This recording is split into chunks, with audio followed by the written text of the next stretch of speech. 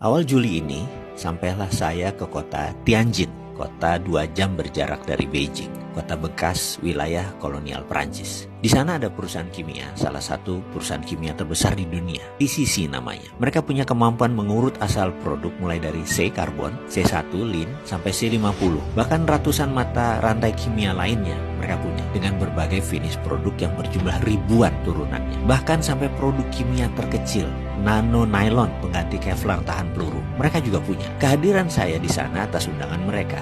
Diawali dengan sampel yang saya kirimkan 2 bulan sebelumnya. Kebetulan kami ada usaha milik keluarga, yaitu saya dan kakak saya di daerah Tapal Kuda, Jawa Timur. Usaha ini sudah 30 tahun lebih, di mana produknya kami kirim biasanya ke Eropa. Namun namanya usaha skala rumahan, ya kecil lah kapasitasnya. Ketika jadwal makan malam, di mana saya diatur untuk ketemu dengan tetua ahli kimia untuk berdiskusi lebih lanjut, saya seakan makan malam dengan maestro alkemi sesepuh seumuran Merlin.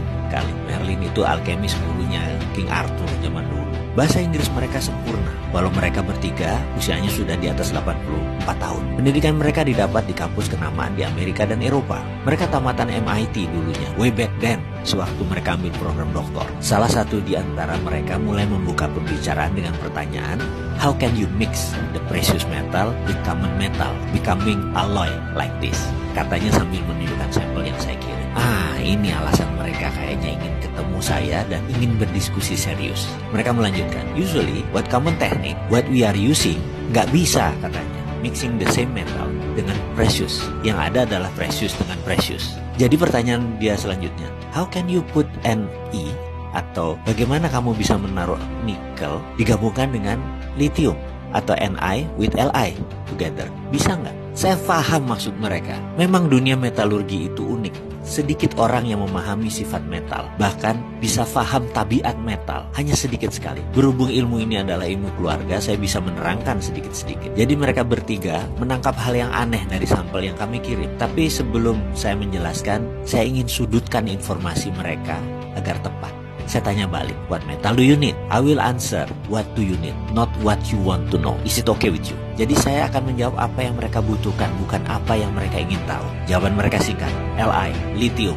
Itu jawabannya. Saya tanya balik, untuk apa mereka perlu lithium? Power bank katanya. Saya tanya balik, ini power bank untuk handphone, mobil?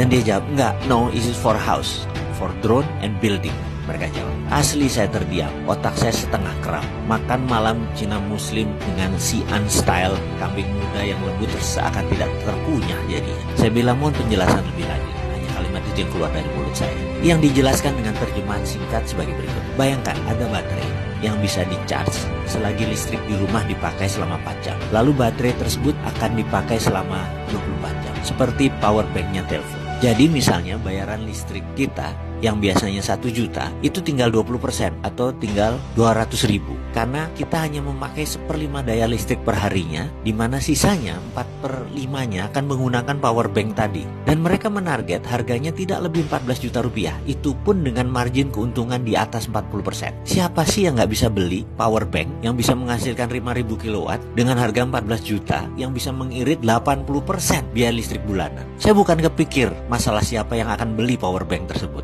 tetapi daya listrik PLN yang Indonesia saat ini lagi bangun jadi akan sia-sia karena menurunnya kebutuhan rumah tangga karena daya listriknya tidak diperlukan lagi karena semuanya sudah bisa di-save di power bank. Penjualan listrik PLN akan terdistrap, pembangunan pembangkit listrik baru menjadi tidak urgent lagi, tidak penting lagi. Di ujung saya lagi melamun itu seorang alkemis yang cukup tua umurnya tadi, satu orang memiringkan badannya ke saya. Dan dia berkata, tahu nggak, nikel lateral itu di dunia yang paling banyak cadangannya itu ada di Indonesia. Saya mau tanya, pemerintah Indonesia tahu kan?